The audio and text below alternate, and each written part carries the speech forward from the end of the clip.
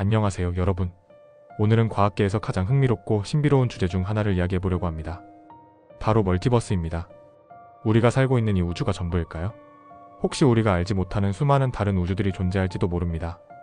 과연 이 놀라운 가설이 무엇인지, 왜 과학자들이 이를 진지하게 논의하는지 함께 알아보겠습니다. 여러분, 양자역학에 대해 들어보셨나요? 양자역학에서는 입자가 동시에 여러 상태로 존재할 수 있다고 말합니다. 그런데 이 중에서 어떤 상태로 결정되는지는 우리가 관측하는 순간입니다. 하지만 1957년 물리학자 휴 에버렛은 이렇게 생각했습니다.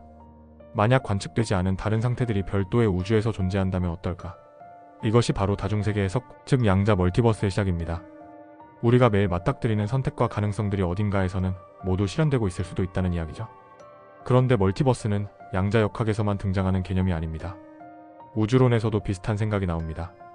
우주의 탄생을 설명하는 인플레이션 이론에 따르면 우주는 초기 단계에서 급격하게 팽창했습니다. 그런데 인플레이션이 특정 조건에서 계속 일어난다면 어떻게 될까요? 끝없이 새로운 우주들이 생겨나게 됩니다. 이 가설에 따르면 우리 우주는 수많은 버블 우주 중 하나일 뿐입니다. 마치 비눗방울들이 끝없이 생겨나는 것처럼 말이죠. 그럼 과학자들은 왜 이런 멀티버스 가설을 진지하게 고려할까요? 그 이유 중 하나는 바로 정밀 조정 문제입니다. 우리 우주는 너무나 정교하게 설계되어 있습니다. 중력, 전자기력, 그리고 원자, 구조를 유지하는 여러 물리, 상수들이 아주 미세한 값으로 조정되어 있어야만 우리가 존재할 수 있죠. 만약 이 값이 조금이라도 달랐다면 생명은커녕 별조차 존재하지 못했을 겁니다. 그런데 이런 놀라운 정밀 조정을 설명하는 한 가지 방법이 바로 멀티버스입니다. 수많은 우주들이 존재한다면 그 중 하나쯤은 생명체가 탄생할 수 있는 조건을 갖춘 우주가 있을 수 있다는 거죠. 그리고 우리는 운 좋게 그런 우주에 살고 있는 것일 뿐입니다. 하지만 문제는 멀티버스가 아직 관측되지 않았다는 것입니다. 과학은 실험과 관측을 통해 발전해 왔습니다. 하지만 멀티버스는 현재의 기술로는 직접 관측하거나 검증할 수 없습니다. 그래서 일부 과학자들은 멀티버스를 과학이 아닌 상상에 불과하다고 비판하기도 합니다. 하지만 다른 과학자들은 이렇게 말합니다.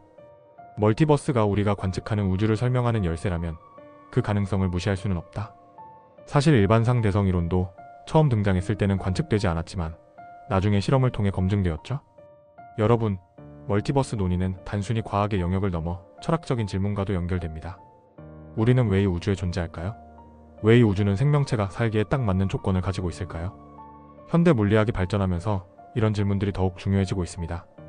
우주가 팽창하고 있다는 사실, 빛의 속도라는 한계, 그리고 양자역학의 불확정성 원리 때문에 우리는 관측할 수 없는 영역에 대해 상상할 수밖에 없습니다. 과학의 목표는 우리가 사는 세상을 이해하는 것입니다. 멀티버스는 여전히 가설에 불과하지만 만약 이것이 우리가 관측하는 우주의 수수께끼를 푸는 열쇠라면 언젠가는 과학이 그 답을 찾아낼지도 모릅니다. 여러분은 어떻게 생각하시나요? 정말 우리가 아는 이 우주 말고 다른 우주들이 존재할까요? 흥미로운 이야기였다면 좋아요와 구독 부탁드리겠습니다. 다음에도 더욱 신비롭고 재미있는 주제로 찾아오겠습니다.